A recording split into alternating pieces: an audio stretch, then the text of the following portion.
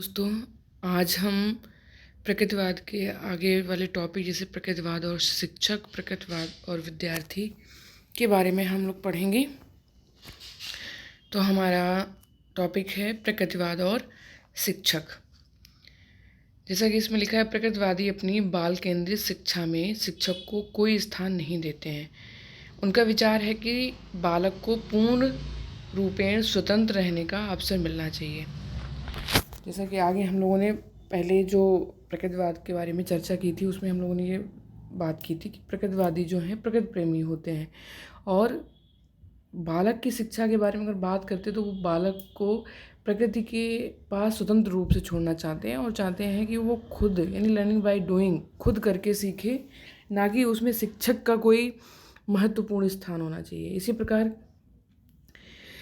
आगे इसमें लिखा है, ताकि वह बिना किसी नियंत्रण के स्व अनुभव द्वारा शिक्षा ग्रहण कर सके। इस प्रकार प्रकृतिवादी शिक्षा में शिक्षक का गौड़ स्थान है, लेकिन बालक का प्रमुख है और शिक्षक का गौड़ है। देखो, पहला पॉइंट है शिक्षक का स्थान सहायक तथा मित्र के रूप में, यानी शिक्षक केवल सहायता करेगा और मित्रवत व्यवहार करके बालक को सीखने में हेल्प करेगा। दूसरा है सर्वश्रेष्ठ शिक्षिका प्रकृति है, यानी जो भी सिखाएगी वो प्रकृति से ही बालक सीखेगा। बालक मुख्य तथा शिक्षक गौड़ है।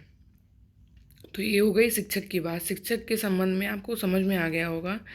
शिक्षक एक सिर्फ सहायक के रूप में होता है। शिक्षक सिर्फ सहायता करता है। बालक प्रकृति के पास जाके, प्रकृति के निमित्त जाके खुद करके सीखता है। अगर उसमें कोई हेल्प चाहिए या सहायता चाहिए तो वो शिक्षक प्रदान कर सकता है, उसको डायरेक्शन दे सकता है, लेकिन उस पर कोई दबाव, उसे क्या सीखना है वो शिक्षक नहीं बताएगा। शिक्षक वो अगर कोई चीज़ सीख रहा है तो सिर्फ उसका मार्गदर्शन करेगा और उसकी सहायता प्रदान करेगा। आगे टॉपिक है प्रकृतिवाद और विद्यार्थी। प्रकृतिवादी शिक्षा योजना में शिक्षार्थी अथवा बालक का स्थान मुख्य रखते हैं। यानी प्रकृतिवादी आदर्शवाद के विपरीत, आदर्शवाद में शिक्षक मुख्य था और विद्यार्थी गौड़ था, इसमें उसके विपरीत शिक्षक गौड़ है और विद्यार्थी मुख्य है।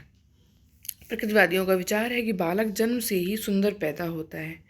प्रकृतिवाद के प्रमुख प्रवर्तक रूसो ने अपनी पुस्तक इमाइल में लिखा है, रचनाकार के हाथों में प्रत्येक वस्तु सुंदर होती है किंतु मानव के हाथों में आकर दूषित हो जाती है। इनका कहना है कि जहाँ प्रकृति ने जब बच्चे को बनाया तो वो बच्चा सुंदर पैदा होता, लेकिन मानव के हाथ में आते ही वो मानव उसको अपने अनुसार सिखाना, अपने अनुसार बनाना शुरू कर देता है तो क्या होता है, दूषित हो जाती है। इसी प्रकार दूसरे स्थान पर उन्होंने लिखा है, व्यक्ति या बालक अपने आप में पूर्ण है।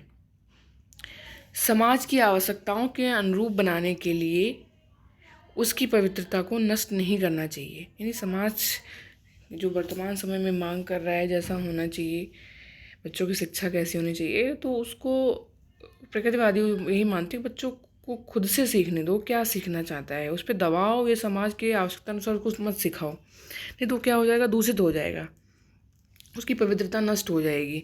इन विचारों से पता चलता है कि प्रकृतिवादी शिक्षा योजना में बालक एवं उसकी प्राकृतिक शक्तियों एवं क्रियाओं को अति महत्वपूर्ण स्थान देते हैं। इस प्रकार संपूर्ण शिक्षा योजना बालक के ही चारों तरफ चक्कर लगाती है। यानी कि संपूर्ण शिक्षा व्यवस्था बाल केंद्रित है, बालक ही इसमें मुख्य है।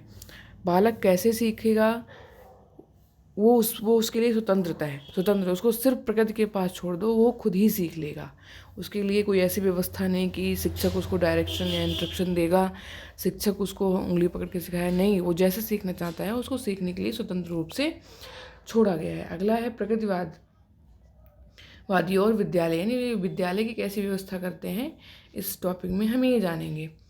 प्रकृतिवादी किसी औपचारिक स्कूल के कृत्रिम, कठोर तथा दृढ़ बंधनों के आधार पर न होकर स्वतंत्रता पर आधारित स्कूल को मान्यता देते हैं। तो इनका कहना है कि कोई बहुत ज़्यादा नियम, कड़े कानून नहीं हो कि इतने समय पे आओ, इतने समय पे जाओ, रूल, नियम, कॉपी किताबों की व्यवस्था, ये वो कहते हैं कि नहीं, स्वतंत्र रूप से एक विद्यालय होना चाहिए जो प्रकृति से संपर्क रखते हुए बच्चों को आवश्यक जो है प्रशिक्षण प्रदान करे। कि कोई एक और ना ही एक वही स्कूल की चार दीवारी से संबंधित, कहते खुले में शिक्षा दो। आगे है चौक और टॉक से इतर शिक्षा, यानी कहते हैं कि बातचीत और चौक जो लिखने वाली व्यवस्था है उससे अलग शिक्षा होनी चाहिए। अब है आगे प्रकृतिवाद और मूल्यांकन। इसके गुण क्या क्या हैं वो हम थोड़े शब्दों में जान लेंगे। पहला है ये गुण जो है इसकी अच्छाई है बाल मनोविज्ञान का विकास, यानी ये बालक को केंद्र में रखकर उसके मनोविज्ञान में उसका कैसे कैसे विकास हो रहा है, बालक को स्वतंत्र रूप से छोड़ के वो उसके विकास पे ध्यान केंद्रित करते हैं। समाज तथा समाज शास्त्र का वैज्ञानिक अध्ययन, ये समाज का और समाज शास्त्र का वैज्ञानिक अध्ययन करते हैं।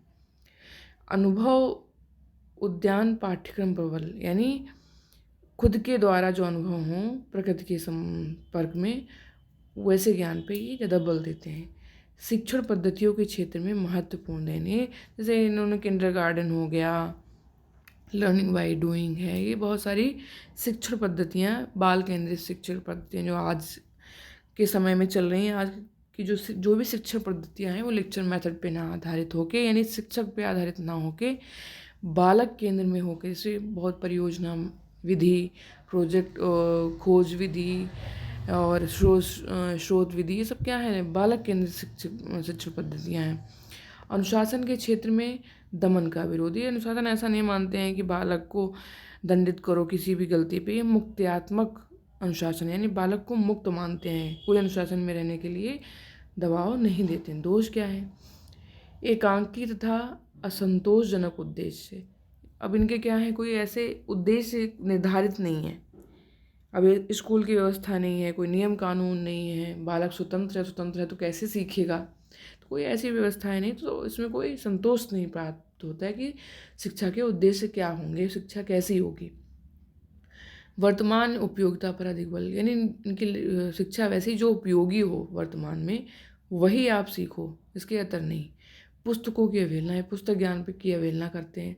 शारीरिक शिक्षा पर अधिक बल, ये जैसे शारीरिक शिक्षा, खेल कूद, इस पे ज़्यादा अधिक बल देते हैं, शारीरिक विकास पे। साहित्यिक विषयों का गौड़ स्थान है, साहित्य पे भी ये लर्निंग बाई खुद करो खुद सीखो, साहित्य ये पुस्तकीय ज्ञान की अवहेलना करते हैं। बालक की अनियंत्रित स्वतंत्रता, यानी कोई निश्चित स्वतंत्रता नहीं है, बालक अब बिल्कुल स्वतंत्र कर दो कि वो बालक किसी भी डायरेक्शन में जाएगा तो और कुछ भी सीखेगा, तो उसका वो अपने जीवन के उद्देश्य, उसका शिक्षा के उद्देश्य पूरे हो रहे हैं कि नहीं हो रहे हैं, इस बात पे उन्होंने ध्यान नहीं दिया। प्राकृतिक परिणामों द्वारा अनुशासन उचित नहीं है, कहते हैं क्या बालक कर दिया है, कोई गलती कर दिया है तो उसको दंडित मत करो, उसको क्या है प्रकृति दंड देगी, तो ऐसा निश्चित नहीं हो सकता कि बालक ने दंड दिया है उसको प्रकृति का इंतजार करेंगे कब उसको दंड देगी, तो क्या है इनको प्राकृतिक अनुशासन उचित नहीं है समाज में रह के, शिक्षक का स्थान ये लोग गौण कर देते हैं। तो ये हमारा टॉपिक कंप्लीट हो गया, प्रकृतिवाद और शिक्षा, प्रकृतिवाद और यानी संपूर्ण टॉपिक जो ये जिस पे लोग बात करते हैं, प्रकृतिवाद क्या होता है, प्रकृतिवाद में शिक्षक कैसा होगा, प्रकृतिवाद में पाठ्यक्रम कैसा होगा, प्रकृतिवाद में अनुशासन कैसा होगा, प्रकृतिवादी के अनुसार विद्यार्थी कैसा होना चाहिए, केंद्र में होना चाहिए या गौड़ होना चाहिए, तो हम लोग इस विषय पे हमारी बातचीत कंप्लीट हो गई। वो टुकड़ों में, क्योंकि लंबा टॉपिक है, टुकड़ों में मिलेगा, एक वीडियो में हम लोग कवर नहीं कर सकते, बहुत ज़्यादा लंबा हो जाएगा, आप लोग भी बोर हो जाओगे, इसलिए हम लोगों ने टुकड़ों में बांट के इस लोगों को पढ़ लिया है। तो आप जो भी आपको नोट्स भी प्रोवाइड करा दिए गए हैं और जो थोड़ा बहुत है वो समझा भी दिया गया है, तो आगे आने वाले टॉपिक में भी हम चर्चा करेंगे, जैसे प्रयोजनवाद हो गया, अस्तित्ववाद हो गया। तो इस तरीके से अगर हमारा वीडियो आपको अच्छा लगे तो लाइक करें, सब्सक्राइब करें, और जो भी आपको कमी और अच्छाई इसमें दिख रही हो कमेंट करके हमको बताएं। और देखने के लिए बहुत बहुत धन्यवाद। और भी हो सकता है कि हमारे बोलने में बहुत सारी कमियां हों, तो हमको कृपया सजेस्ट करें, जिससे हम और अच्छा आप लोगों के लिए वीडियो बना सकें। बहुत बहुत धन्यवाद हमारे वीडियो देखने के लिए।